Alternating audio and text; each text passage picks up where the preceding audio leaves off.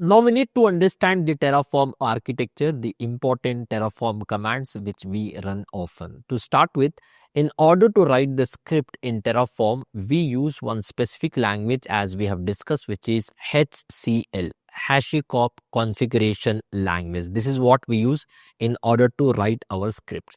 Now using the HCL, the moment we write the script, we save that by using one extension called as .tf extension. Like for the Python, we use .py, for the Java, .java, right? And for a text file, .txt file. For a Terraform script file in HCL, the moment we write, we save that in .tf extension. After which, the next command which we write here is Terraform init command. In order to initialize your Terraform script, all the required plugins which you have mentioned in the provider, that will be installed, which we'll see practically also moving forward, right? This is very important command to initialize your Terraform script. After which we do run some of the commands, which is the Terraform format command in order to format your Terraform script, which is an optional step. Maybe some of the spaces, by using the HCL, you're writing the script, there is a problem with ident spacing, right? All this formatting will be done with the Terraform format command, which is an optional step. It is not compulsory for you that after initializing you may have to format. It is optional step. If you feel that everything has to be proper, if by chance you might have done some mistake with respect to spacing and other aspects, you can format that. And then we have one more option called as Terraform validate command, okay, to validate the syntax of your script, whether everything is fine or not. You can run this.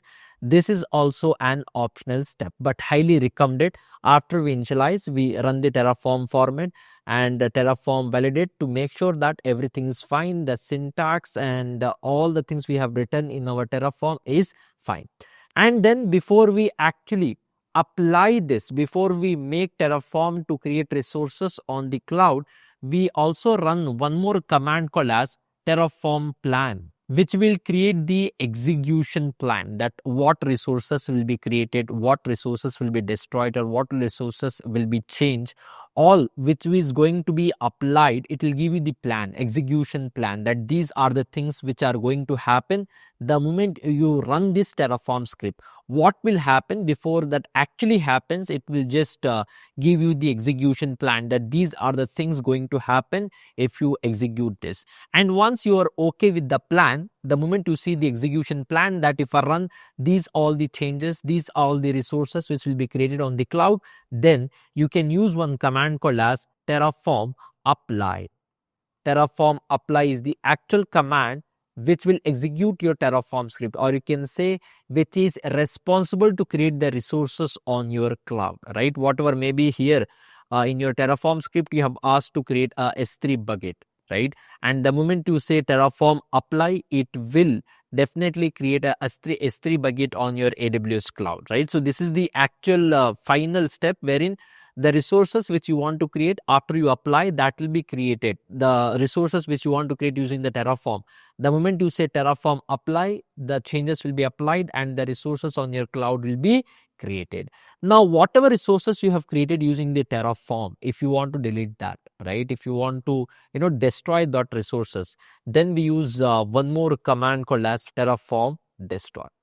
Okay, and this is the command we use in order to destroy the resources which got created the moment you run the Terraform. And using the Terraform destroy command, you can destroy all the resources which got created using the Terraform. These are the steps. So it is destroys depends on whether you want to delete that resources which got created. However, in order to create or provision the resources on the cloud using the Terraform, final command is Terraform apply. And the moment you do that, a state file also gets created, about which I'm going to talk going forward when we discuss this practically. These are the very important commands.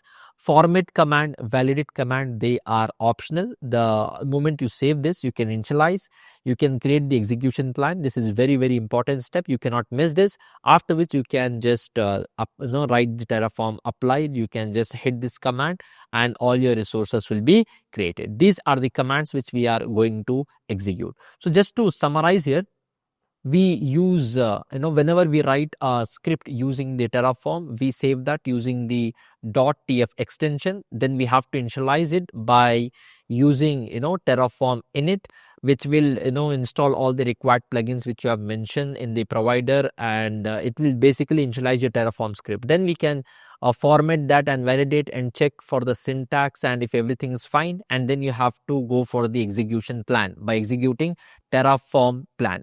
Once you are satisfied with the plan, that what is going to happen the moment you execute this Terraform script, you can use Terraform apply in order to finally provision, or you can say create the resources on the cloud. These steps we are going to see practically going forward.